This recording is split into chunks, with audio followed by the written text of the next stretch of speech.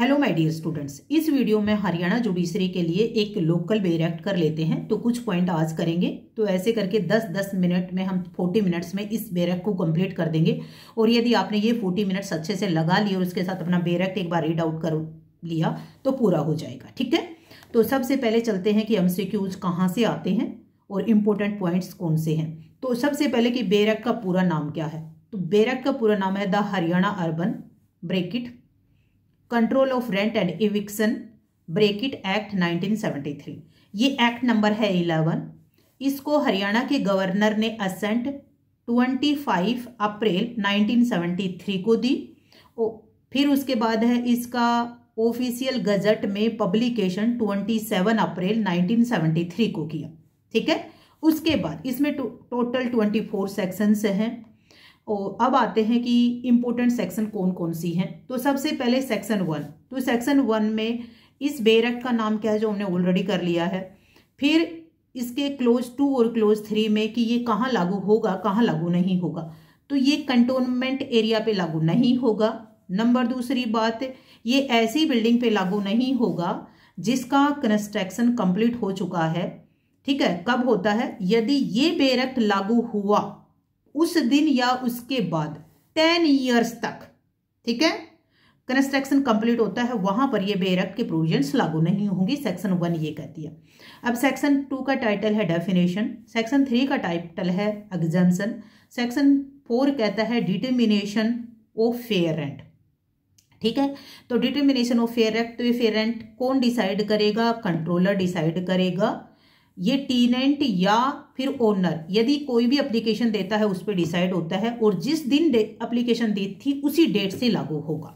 ठीक है, अब आते हैं section 5 revision in fair rents in certain cases. कुछ केसेस में रिवीजन होता है उस फेयर रेंट का। सेक्शन 5। सेक्शन 6 कहता है landlord not to claim anything excess in rent.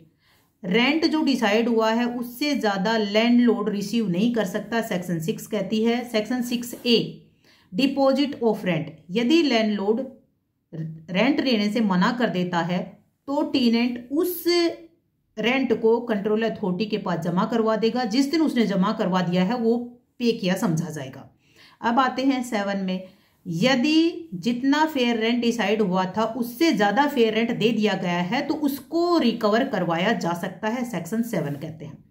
Section 8 क्या कहता है, यदि कोई लोकल अथॉरिटी या स्टेट गवर्नमेंट किसी तरह का कोई टैक्स बढ़ाती है, सेस बढ़ाती है या कोई भी रेट बढ़ाती है तो बढ़े हुए रेट ओनर रिकवर कर सकता है टेनेंट से। ठीक है, फिर सेक्शन 9 और जो सेक्शन 10 है वो इम्यूनिटीज से। सेक्शन 9 क्या कहती है कि स्टेट गवर्नमेंट ने यदि कोई भी इम्यूनिटीज वहां के एरिया में दी है, इम्यूनिटीज जैसे इलेक्ट्रिसिटी, वाटर, सीवरेज की सुविधा दी है, तो वो सारी सुविधा टेनेंट को भी होंगी। फिर इन सारी सुविधाओं में ओनर किसी तरह का इंटरफेयर नहीं करेगा, ये सेक्शन 10 कहता है। अब सेक्शन 11 क्या कहता है कि यदि कोई बिल्डिंग कॉमर्शियल बिल्डिंग नहीं है, ठीक है, और उसको कॉमर्शियल यूज किया जाता है, ठीक है, तो किसी भी रेजिडेंशियल बिल्डिंग को कॉमर्शियल बिल्डिंग में अगर कन्वर्ट करवाना है तो पहले कन्वर्ट करवाना पड़ेगा, फिर ही वो यूज हो सकता है।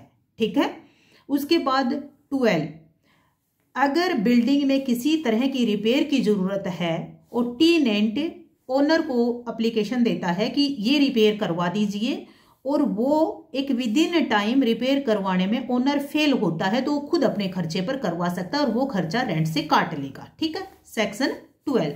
सेक्शन 13 बहुत इंपॉर्टेंट है, सेक्शन 13A बहुत इंपॉर्टेंट है। 13 में ग्राउंड है इविक्शन के और 13A में कुछ स्पेशल केसेस में इविक्शन करने के ग्राउंड है। ठीक है, अब आते हैं यदि सेक्शन 13 के क्लोज 2 और क्लोज 3 में एक बार फाइनल हो चुका है, दोबारा रीओपन नहीं होगा, सेक्शन 14 कहता है। सेक्शन 15 में रिविजनल अपीलेट अथॉरिटी के बारे में बताया है।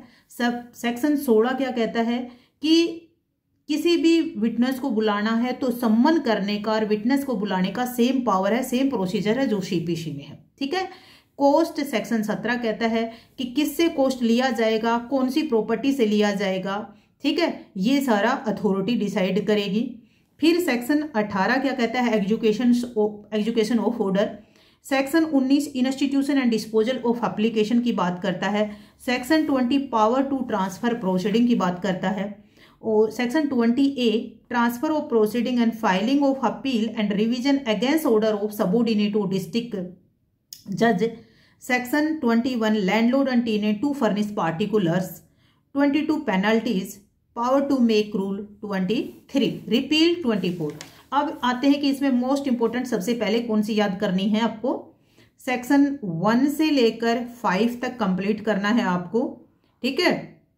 फिर उसके बाद आप 11 इंपोर्टेंट जो हैं, फिर 13A, 15, उसके बाद 21, 22, ठीक है। इनके टाइटल आप पक्का याद कर लीजिए। फिर नेक्स्ट वीडियो में मिलते हैं और इसी बेयर एक्ट के साथ मिलते हैं थोड़े और इंपॉर्टेंट पॉइंट बढ़ाकर।